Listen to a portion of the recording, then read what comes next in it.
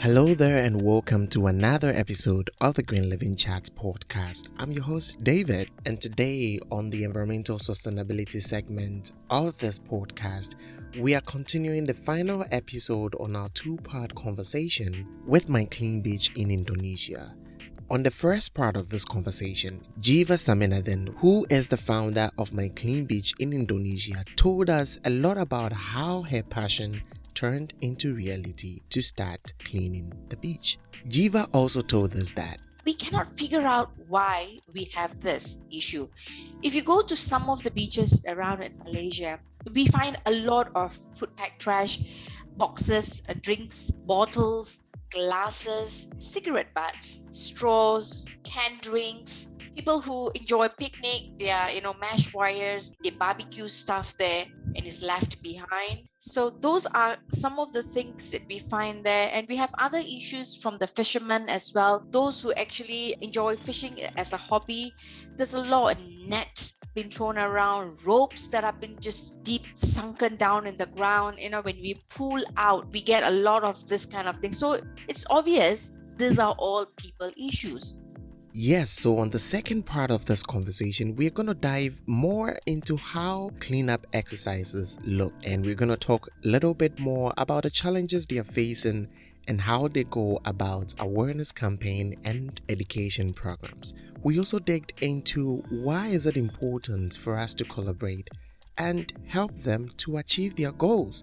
My Clean Beach is open for collaborations and also hoping to train and extend what they are doing in Malaysia to other parts of the world. So why don't you get into the show notes and get the contact information of Geeva and her colleagues to collaborate with them in the future.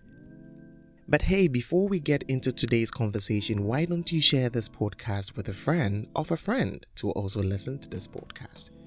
And review us on any platform where you are listening to this podcast. This helps others to be able to find our podcast and our conversation. So grab a coffee and let's get into this conversation with Geeva Samynathan. You are listening to the Green Living Chat podcast, a podcast where we discuss emerging environmental issues around the world and to find sustainable solutions. I'm your host, David Ewusi-Mensah. We use this platform to support environmental related initiatives, researches, and projects. This podcast is brought to you by EcoWamet Solutions in Ghana with a mission to going back to green. So join us on this train with new episodes this and every Sunday. Here we go.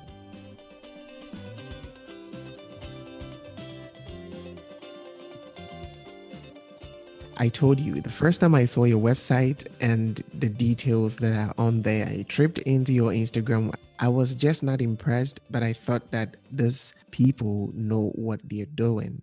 Can you just take me through a typical day of cleanup?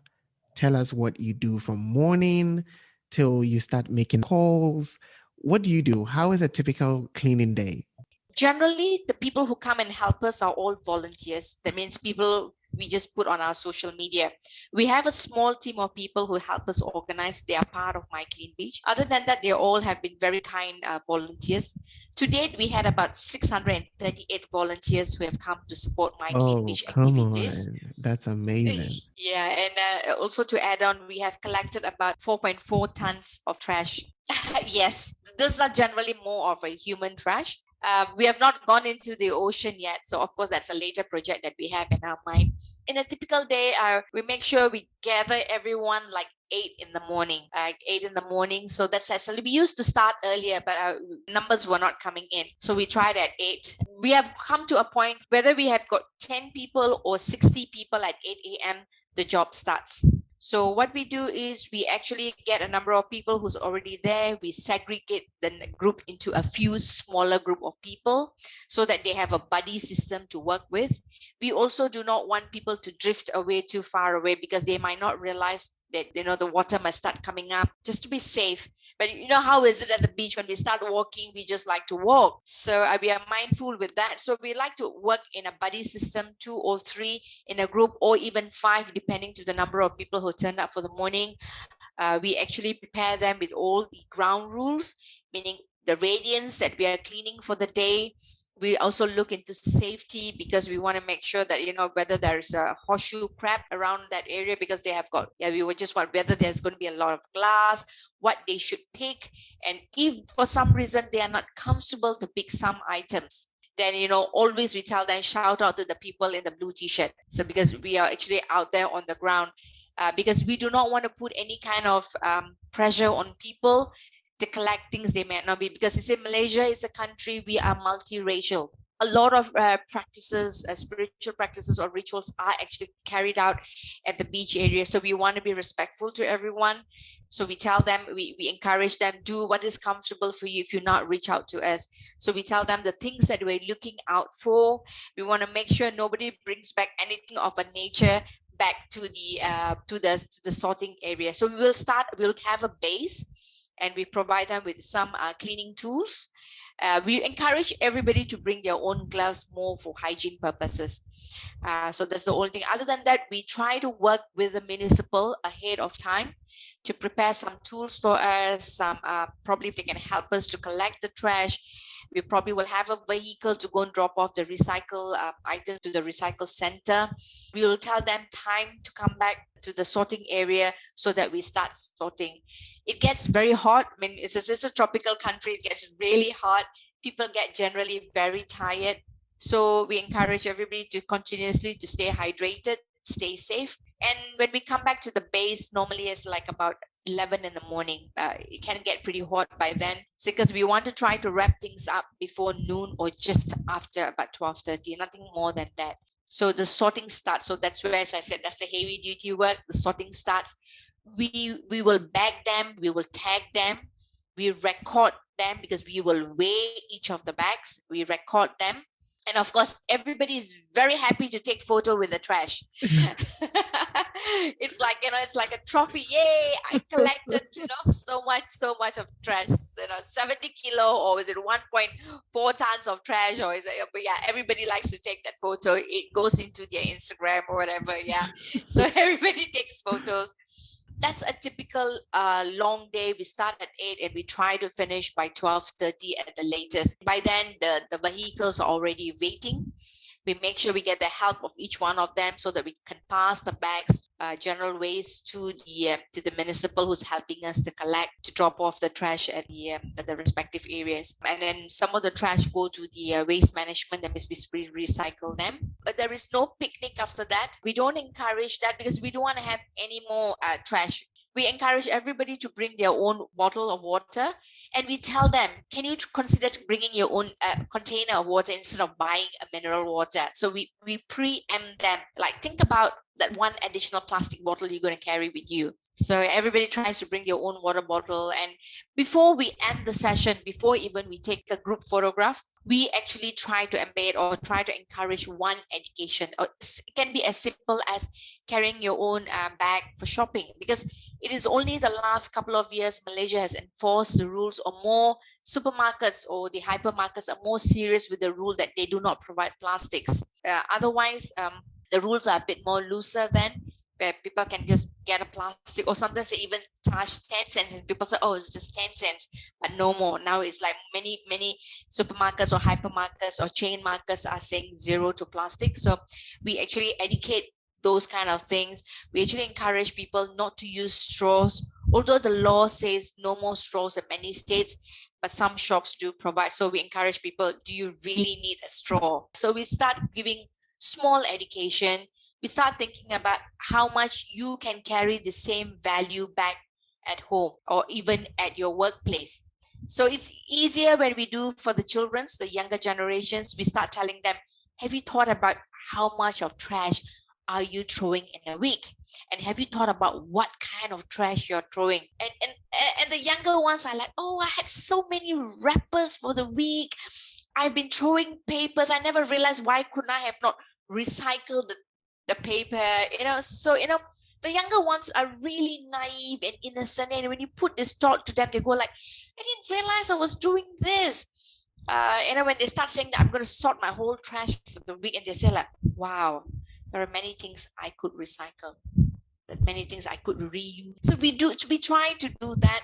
For the working adults, we try to think about simple things about, are you offing all the switch before you leave your workstation? They go like, no, I don't. Okay. Uh, so we go on like, think about how much you can save. And is your organization already using recycled papers?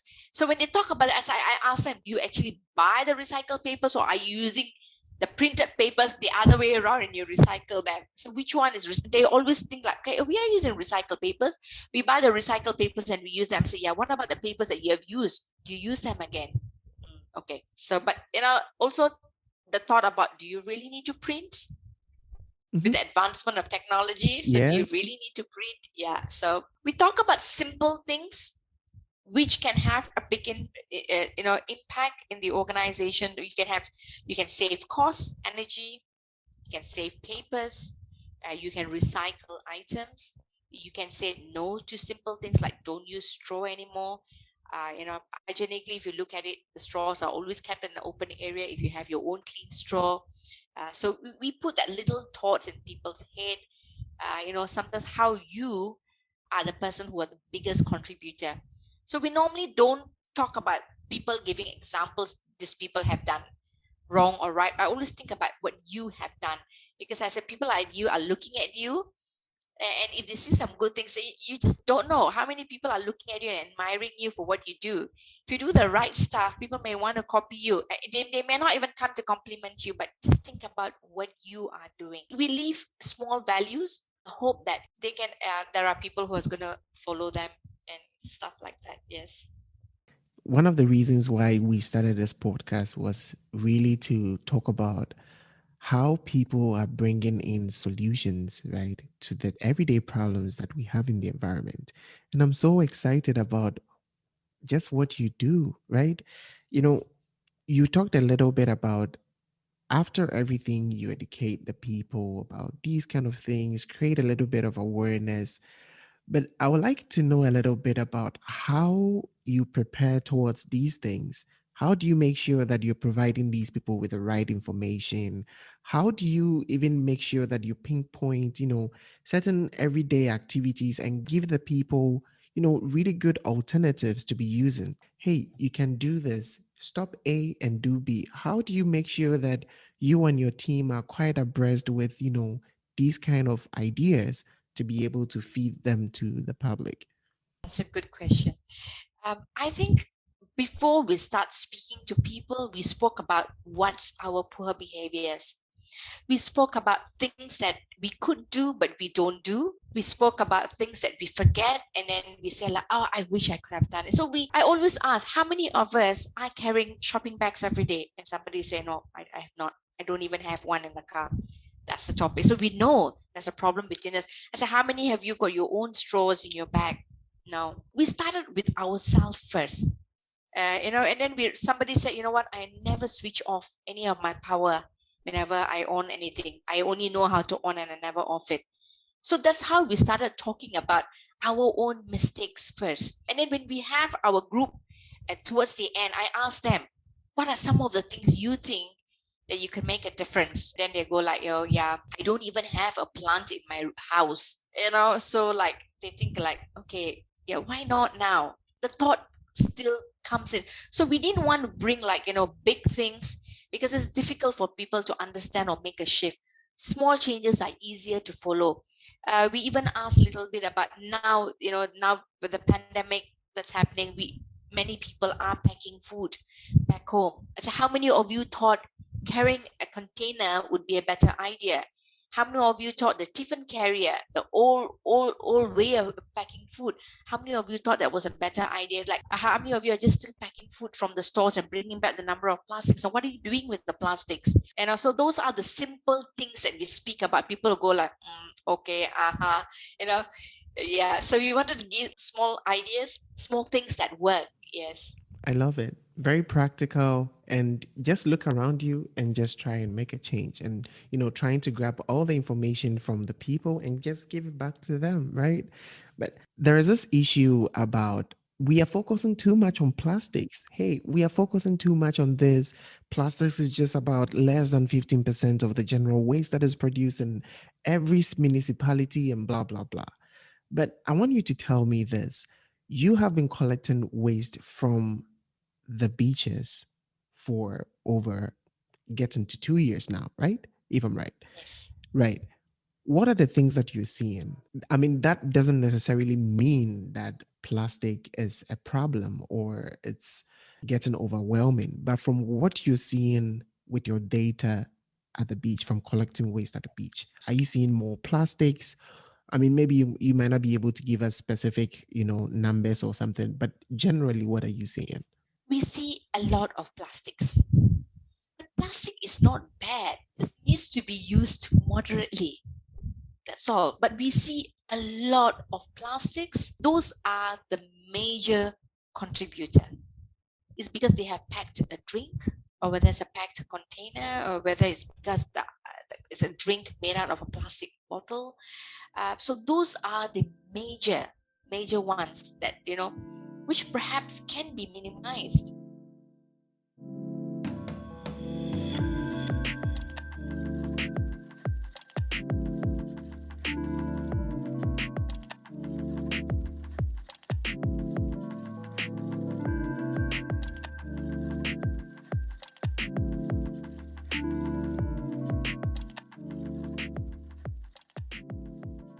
I think so too. I think it can definitely be minimized. Even as we are mentioning this, I would like you to talk about general challenges that you have in your operations, because I know that, of course, all these glamorous things that you're talking about, they should definitely come with some challenges in your operation. And of course, someone is already seeing you as a mentor. And so tell us some of the things that they should look out for, things that you face in your daily operations. Generally, number one problem is when volunteers sign up, because we don't charge a fee for you to join us for this activity. The team manages everything. This is how we started. When we started off, we don't charge people anything. We sometimes have got 100, 200 people signing up, but on that day, only 80 turns up. So people do not respect their own commitment, and they do not respect other people's who was organizing it. That was a little bit upsetting at the initial stages, and still is at time. So we and sometimes we do tell people, if you're taking up the spot, because sometimes we do not want too many people at that spot. So I said, if you're taking up, you're registering, please make sure you're there, because we are not taking in any more people. So this is a behavior issue that we have. And then we thought we'll start charging people a minimal, just as much as 5 ringgit. We thought that, when we do this, people will be more committed. Sometimes they go is just because it's just 5 ringgit. It's okay whether I turn up or not. So yeah, that didn't solve our problem. So it's still an ongoing issue. The other second challenge is in Malaysia, every municipal in every county or every state in what we call it, they operate differently. There is no one standard rule. So every municipal we work with, or even when My Clean Beach is making an expansion to the other states within Malaysia, it is a whole process we've got to learn. And there's no one blanket way of how we work here.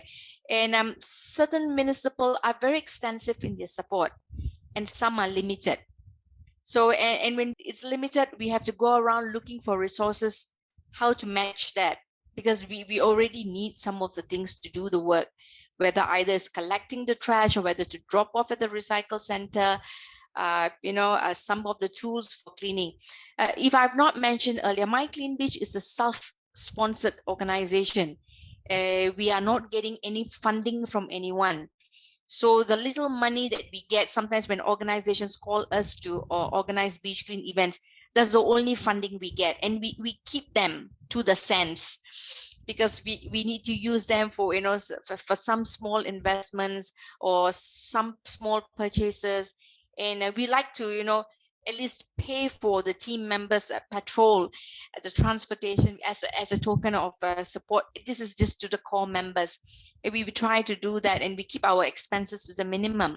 So municipal, as I said earlier, is one of our challenges. Finance, of course, is another challenge.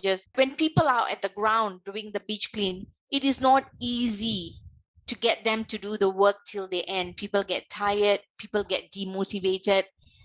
People might find that it's just too much, and the trash are not something they appreciate. Yeah, so those are some of the challenges. Waste management or waste recycle is not a big thing in the country yet. So there are not many organizations who are ready to come forward to support us. But of lately, we have found one or two who are more ready or more willing to do that, because otherwise everybody wants to charge us a fee, and My Clean Beach is not ready for that kind of a commitment. We have also early stages, as I said earlier, we had universities who wants to just come, students who just wants to come and claim credit for doing an activity of cleaning up. But we are slowly putting in rules and processes that it has to be in what's next. Yeah. Not just come and clean, what's next. So we are more particular about getting the papers approved. You need to get your project paper approved by your dean. We need to see your project paper. So yeah, we are putting a bit more rules in that way.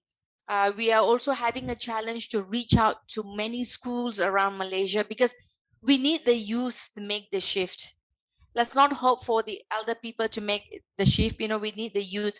So many schools are not ready to receive us, but we are not giving up. We're not giving up. So we're still trying to reach out to the schools who are ready to receive us. We want to continuously educate the students as well. So these are some of the challenges that we have, that we encounter throughout this last couple of years. I think that with time, you're still going to have lots of, partners coming in, because this is a super great initiative. And I wish that we could have lots of people, coming in to dedicate themselves and volunteer to this. Of course, details of how to reach Geeva is going to be in the show notes. So you can definitely reach out to her. I'm sure that she's open to collaborations and other things. But Geeva, I want to ask you, what impact do you think that this cleaning up activities are making in the society?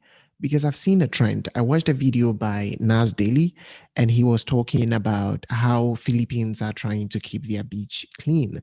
So it got to a time they closed some of the beaches to tourists, and they made sure that they cleaned it, thoroughly, and put a poster there saying that leave nothing on the beach other than your footprint, right? So I want to ask you, in your communities, do you think that these cleanup exercises are really making impact on the ground? It is making an impact. Number one is they know My Clean Beach exists. That's number one. So the name is a word of mouth for many people. Number two is they are eager for us to open up and say, when is the next beach clean? In fact, we receive emails every other day asking when is next. So the thought of doing an activity is there. But there's a soft spot in each human. When I put a post out, or when we put a post out on our Instagram or even on my personal page, there are more people supporting the cause. That means it is in every individual that they want a clean environment. They know they need to keep the earth healthy. Everybody is fully aware of it. So which is a bonus, but they do not have a medium or tool how to execute this. So whether it's creating an impact, yes. Whether it's creating a buzz, yes. How is that happening is because there is a soft spot in every individual. It's just that we need more organization like us who are focused on environment to go out there to reach the community. See, we have organization at the higher level speaking about it, but we need people who's organizing this at the lower level, so that commoners, community can reach out and say that I can do my part. Also because people like to talk about it. Hey, you know what? I was involved in this activity. I was doing this. It's a little of a self-pride, self-publicity. So if you asking me, is creating an impact? Of course it is. Yeah. Especially in this age where if you're doing any green activity, it's like, I don't know. I don't know why a lot of people are taking pride in it other than actually looking for, results. But I mean, at the end, something is being done. So I'm really happy about that, right? Something better than nothing. Exactly. Yeah. So where do you see My Clean Beach going in the next, after COVID, in the next 5 years? Do you see it continuing probably for 10, 25 years to become like a culture or something? What are your future aspirations? Okay. Currently there are a lot of activities is being planned, although we are not seen outside there doing a lot of activities, but at the back end, a lot of education program modules have been prepared along the way. We have started some initiative with the local schools, international schools. Some groundwork is being done with the university to even endorse our work. We are also expanding our work to educate. To perhaps one way is to probably support more international organizations. There are some organizations who are already approaching us and telling us, can you please teach us how to do the whole process of My Clean Beach? And of course, it is our hope to educate more people. In fact, we want more people, not only in Malaysia, coming forward to ask us. In fact, any countries who wants to come, who wants us to teach them, we are more happy to share our ideas, to do it, because this is just not a project by My Clean Beach or belong to Malaysia. This is a global initiative and everybody loves environment. So do reach out to us. We're happy to do that. In fact, we hope to be able to speak to more people about this. Yeah, so just do reach out to us. I really look forward to it where you're gonna have like a worldwide community, right? I mean, as Jiva said, she is open to collaboration, she's open to partnership. Contact her, get to know details about this, and let's do this together, because at the end we keep the environment clean and the environment will also take good care of us. At least we see the beaches clean and we all still enjoy it, right? Perhaps, My Clean Beach doing a beach cleanup every other part of the world, every part of the country, one day or something together. That'll be really interesting. I really look forward to that. And I have to also say this, that really congratulations to you and your team, especially. I know that there are a lot of people dedicating their lives and their time, precious times that they could spend with their families for this. And I just want to say, shout outs to all the people in My Clean Beach for the work and dedication. And I really know that your future kids and the next generation are going to really always mention your name for this great initiatives that you took, right? I'm sure there are going to be very, very interesting stories coming out of this. And we have lots of people listening to us from Asia. And I'll really, really love to even have more conversations about this on the podcast later in the future. But I want to ask you this, from all the things that you're doing in the beach, the riversides, and all the things that you're doing, if you had the chance to just change one thing about people's behavior towards the environment, what would it be? People just need to be socially sensitive, and that's a tough job. But it is our hope with My Clean Beach that we can instill that change in people. So if there's one thing, if you ask, we want to continuously instill that value, and that is our hope with My Clean Beach. I just want to say thank you to my team who's aligned with the same thoughts, who just continuously wants to instill, because we may not be able to change the world, but if we can change a handful of people, they are the ones who's going to populate. So we need those people. Yeah. Yeah, thank you, Jiva, so much for all the insights that you've given us. But just before I let you go, I want to ask you that what does sustainability mean to you? And how do you think that My Clean Beach is contributing to this? Sustainability means it's like anything you do to keep the environment clean and green. So do not ever underestimate that my contribution is small. Never measure it. Anything small you do is sustainability. And just look at your home. What are you doing? How are you taking it when you go to work, when you drive, when you're on the road, when you go to workplace? What is your contribution? I mean, what's in your mind? How are you thinking about it? Because a person who has got this in them about sustainability, he or she will carry that value with him in every path he walks. Yeah. So that's Mhm. sustainability. Okay. So it is our Yeah. hope with My Clean Beach that we're able to instill this value continuously on people. And it's also our hope with My Clean Beach that we're able to reach out more people and teach them how they can carry out this at their own country or at their own place. So it's our hope.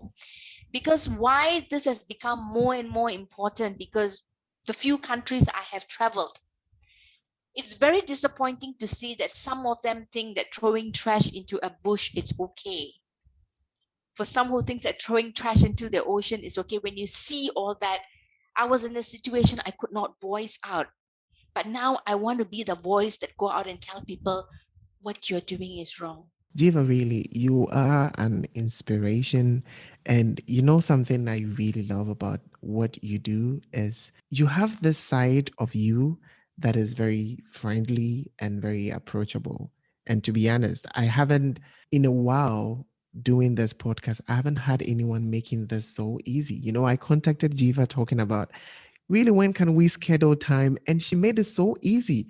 Normally, I'm the one supposed to push the guests, asking them that, okay, so this is my calendar, this is how it looks. Okay, no, let's push it another day. But you make it so easy. And I think that really people should love collaborating with you on this. And I wish you the best in your day job and everything that you do, your family. And I wish you the best also with my Clean Beach as well. And do you have any last words or anything you would like to say to your people out there? I think the message goes to you, David, for making this initiative, for making this effort to spread this message. So I think the community will appreciate what you do, for the effort that you're putting in, and so that this message gets massed to the crowd. And you are reaching out to people like us all around the world. Instead of me reaching out to the community, I'll say, you know what? Thank you to David for doing what you're doing now. Thank you. Thank you too, really, for coming on the podcast. And I hope that we can have your team on the podcast probably soon. Yeah. How they are also feeling about, also their view on what is going on. But really, thank you so much. And definitely I should be thinking about, creating like a panel to talk to people from different areas doing similar things, right? And we can do this. Definitely, let's look forward to it. I'm going to create a panel with about 3 people from different continents. And for sure, you can join us to have conversations and share experience on how this is going. I think I'm so looking forward for the panel idea. In fact, if you like to invite more people from My Clean Beach, and if you want to speak to them in person, I'm more than happy to connect you with them. We have an exciting 8 people in the team. That's actually doing a lot of work. So yes, anytime when you're ready, just reach out and I will just link you up to the team members. I'm so proud of them, by the way. Thank you. I'm sure they are also really proud of you. Thank you so much, Geeva, for coming on the show, and I really appreciate you.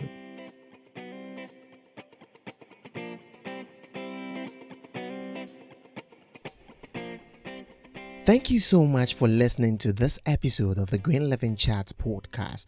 This initiative is to educate and create awareness on things that really matter. We look forward to hearing your thoughts and comments as we get interactive on our social media platforms at Echo Ahmed Solutions on Instagram, Facebook, YouTube, and LinkedIn. If you would like to be part of these conversations, contact us via email at glcpodcast@echoahmedsolutions.com or see our contact details in the show notes. See you on the next episode, and remember, live green.